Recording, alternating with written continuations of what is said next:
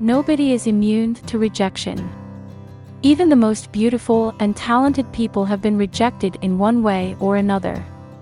When you take risks in life, you face the possibility that you might be shut down, or might not make the cut. Different phases of life bring different opportunities and situations where we've got to put ourselves out there and be vulnerable. The truth is, being rejected doesn't mean we are not liked, valued, or important. It just means that, one time, in one situation, with one person, things just didn't work out as planned. Getting rejected can be really unbearable. It often feels so personal, like we weren't good enough for someone or something, and that can lead us to lots of other negative thoughts or feelings about ourselves. In general, getting rejected rarely feels good, but it's impossible to avoid it altogether. In fact, we shouldn't. People who become too afraid of rejection might hold back from going after something they want. Sure, they avoid rejection, but they're also 100% guaranteed to miss out on what they want but won't try for. The better we get at dealing with rejection, the less it affects us. So, how can we build that ability to cope? If you get rejected, be honest and acknowledge it to yourself. Don't try to brush off the hurt or pretend it's not painful. Instead of denying the reality, think about how normal it is to feel like you do, given your situation. Notice how intense your feelings are. Ask yourself, did this rejection upset you a lot? Or just a little? Cry if you want to. It's a natural way to release emotion, and you will feel much better. If you want, tell someone else what happened and how you feel about it. Pick someone who will listen and be supportive. Whether you decide to share your feelings with someone else or simply think about them yourself, acknowledging feelings can help you move beyond painful emotions. When you're dealing with a painful emotion like rejection, it's easy to get caught up in the bad feeling.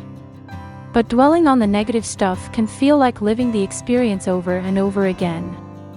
Not only does it keep hurting, but it also becomes harder to get past the rejection.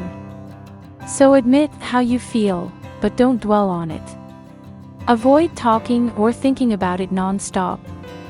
Negative thinking influences our expectations and how we act. Getting stuck in a negative outlook might even bring about more rejection, and it certainly doesn't inspire a person to try again. Also, be mindful of how you are explaining the rejection to yourself. Avoid making sarcastic comments and don't be too hard on yourself.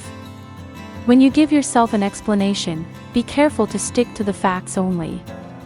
Self-blaming or put-down thinking can exaggerate our faults and lead us to believe stuff about ourselves that simply isn't true. If you start blaming yourself for the rejection or put yourself down, you can start believing you'll always be rejected. Rejection can hurt a lot and can be terribly disappointing, but remember, it's not the end of the world. Think about what you're good at and what's good about you. Recall times when you've been accepted, when you made the cut, when someone gave you words of affirmation. Think of all the people who appreciate you and support you. Give yourself credit for trying. Remind yourself that you can handle the rejection. Even though you were turned down, there will be another opportunity at another time. Sometimes things happen for reasons we don't always understand. A rejection is also a chance to consider if there are things we can work on. It's okay to think about whether there's room for improvement, or if your goals were higher than your skills. If your skills weren't strong enough this time, maybe you need to work on your approach, your knowledge, your presentation, or whatever it takes to improve your chances of getting accepted next time. Use the rejection as an opportunity for self-improvement. Sometimes, a rejection is a harsh reality check.